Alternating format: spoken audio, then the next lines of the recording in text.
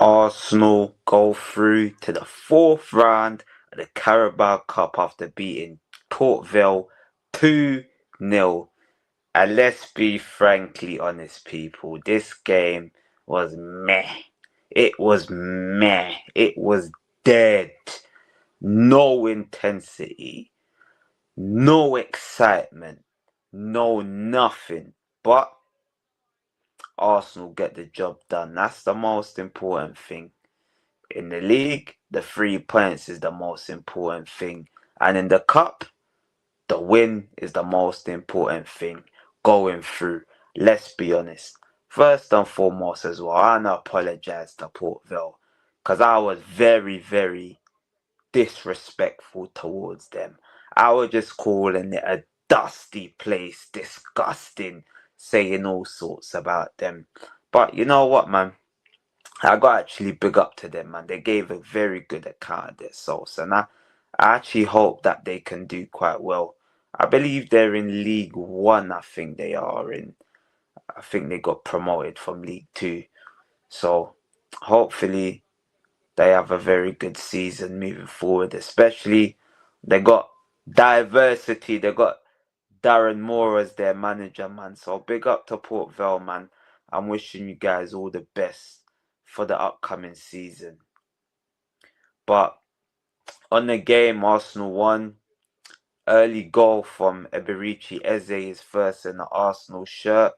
So what's that now? 2 assists and a goal in, I think that is 5 games now for Eze. So he's not off to the worst start. He's getting the numbers in. So well done, Eberici Eze. He got man of the match. Well deserved. Not a lot of players really stood out in this game. You could say Ethan Wanyeri was trying, but weren't his best game. I wouldn't really big him up in this game, but he tried. And yeah, that's really about it if you actually think about it. Leandro Trossard came off the bench and sealed the victory. But this game, like, there's not much to say about it, really. Just that Arsenal won. Like, I'll give my 5 takeaways, but if we're being honest, yeah, you look at the stats, Arsenal only had 11 shots, which is poor. Only 4 on target. 2 goals, making a goalie make 2 saves. That's just poor. It's quite poor, man. So, Arsenal actually have Brighton at home at the Emirates in the next round. And I remember, I think it was about 3 seasons ago, I went to that game, Arsenal versus Brighton, and Brighton beat us 3-1, and Ketia scored a very, very good goal. So, I'm looking forward to revenge. Hopefully, we can do over Brighton. They actually are on fire. They scored 12 goals in their last 2 League Cup games. So we can't take this opponent lightly. We know Brighton are a dangerous side, but we are at the Emirates, home advantage. So I'm expecting us to field a strong side. We can't play like we played today with a lack of intensity. So hopefully all is well. All is well for Arsenal and we can actually get the job done. The main thing from this game, didn't get no injuries. Very good. Every other game, it seems like we're getting injuries. So we just got to be happy that we played this game and had no injuries. So I'll quickly go into my 5 takeaways. This one will be a quick one, people. The first takeaway, so it's Mikel Arteta, really. I don't know the obsession. I feel like Saka, I could see some discomfort in him from about 30 minutes onwards, and I was expecting him to not come out for the second half. Then he came out for the second half, and within the first, like, I think it was like 7 minutes into the second half, one of the Port Vale defenders absolutely clattered him and almost took him out. You could see he was in some more discomfort from that. And of course, you can't blame the manager for that, but I feel like he could have been protected a bit more. 45 minutes would have probably been a good run out for him. I can see why they'd have played him for 60 minutes, but how many minutes are we really trying to get out of him against Newcastle? Surely Premier League, is he going to be able to handle more than 60 minutes? I don't actually think so. Because he doesn't look quite right. And this weren't really the game that I'd say that he should be getting 60 minutes. It's Port Vale, League One side. They ain't got much to lose. So, yeah, it was a big risk. But thankfully, the gamble by Arteta paid off. So we just got to be thankful that Bukayo Saka didn't get injured. But I'd like to see Mikel Arteta just be a bit more cautious. Be a bit more protected. Because even after that tackle, he just left him on. And you didn't really need to risk it. It was a risk that weren't worth it. Because now, who knows? It could be a knock. He might not train for 2 days. Then he's only going to get one more training session before we go to St. James's Park. So, I just like Arteta to box more clever. I think you guys all know my feelings about him, but I just like him to box more clever throughout the season. Second takeaway. So, the left wing position. Martinelli played about 80 minutes in this game, and did he do anything to justify selection for the next game? You'd say no. Did Trossard do anything on the weekend to justify selection for St. James's Park? No.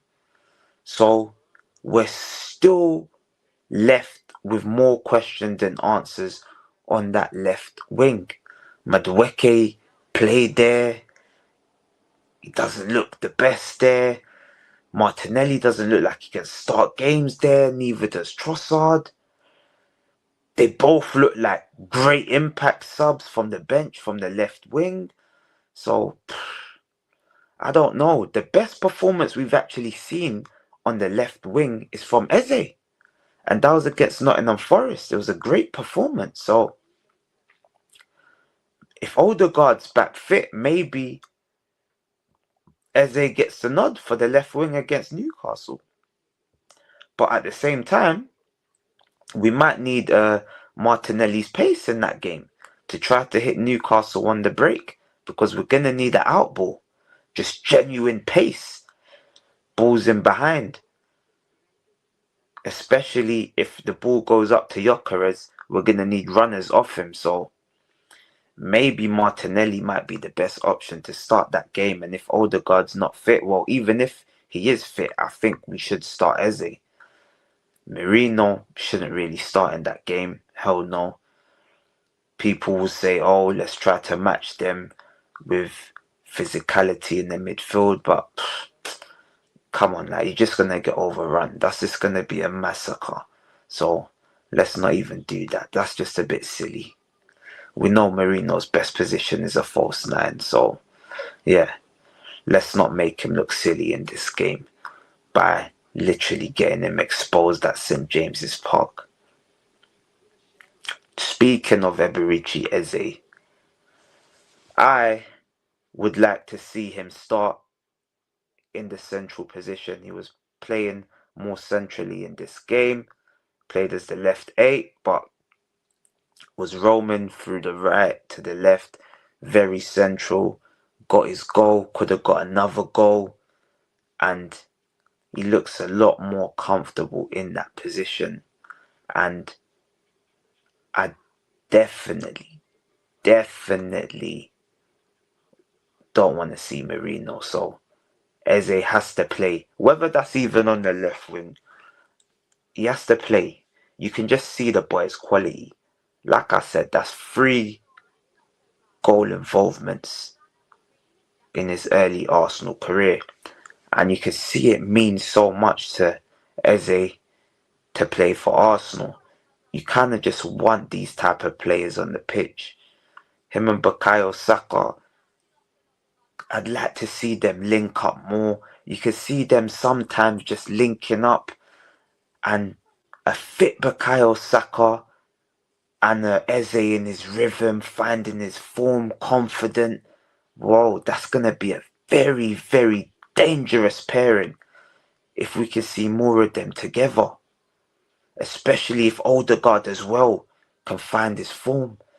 You know, some games we're going to have to play maybe Rice or Zubimendi, then Odegaard and Eze. 2 10s. That is an option. We see it with Merino and Eze today. So I'm definitely very, very intrigued to see more of Eze centrally. And I'm proud of him. He got his man of the match performance. This is what we want to see. We definitely want to see this more often from Eze. Impacting the game. Getting on the ball. Making things happen. And he made a goal. Calm finish. Just slid it away. Bottom corner. Goalie had no chance. Well done, Eberici. Eze. So, the fourth takeaway. This is the intensity. I don't know what is going on with Arsenal. We started the season a bit sluggish. I think that's the best way to describe it. The Leeds game, very sluggish. Man United game, very sluggish. The Manchester City game, we actually started that one fast. Then we went back into a slow pattern. Liverpool first half, it was quite good. Good intensity. But then second half, it wasn't until we went a goal down that we upped the intensity. So it's like we're picking and choosing. I don't know where this comes from. If it's the manager, if it's the players. I don't know where it's coming from, but we're not going to get away with it at St. James's Park. If we're to get something out of that game at St. James's Park, we're going to have to be bang on it from minute one. Because you know Newcastle is not the team to mess around with. They can kill you off in that first 10 minutes. Usually they don't. Well, they did score against us. I think it was like 15 minutes. It's that header, but we do usually hang on in there. But I don't know, man. I'm kind of a bit worried for this game. Especially how I see them start against Liverpool and against Barcelona. You kind of fear for Arsenal if they don't up their game. Yes, our defense is very good, but what if the defense has an off day or an off start to the game?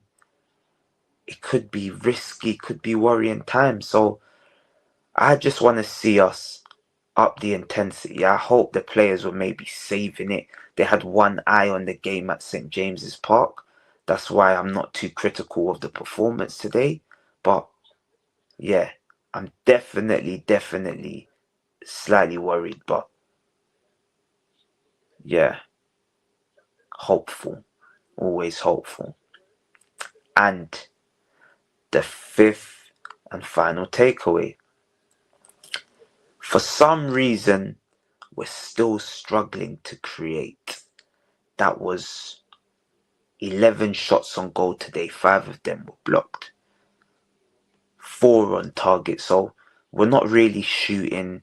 We're not really creating chances. We've only had 2 clear-cut chances created in the Premier League. And I believe that was the one where we put Gyökeres in.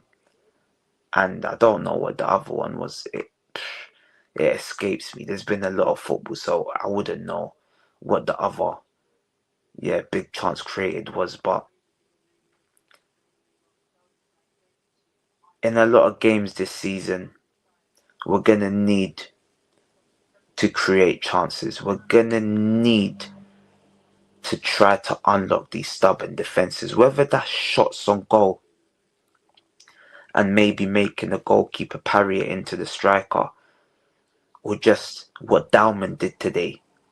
Got the ball first time into Gyökeres, in on goal, good block by the defender, took a bit of time to shoot, but these little details are what we always look out for. At Arsenal, we've been known to create a lot of chances. Under Wenger, it was maybe one pass too many.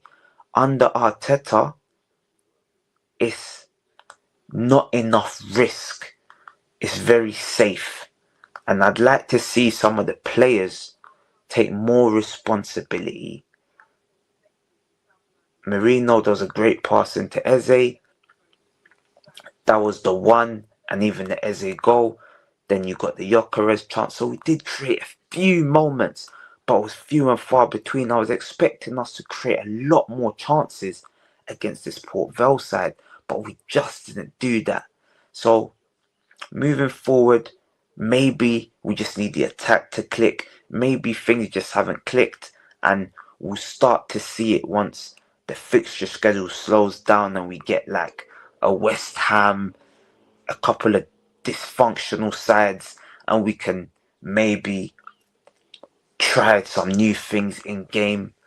But yeah, this is another worry, but it's early days, so you don't want to throw your toys at the pram too early.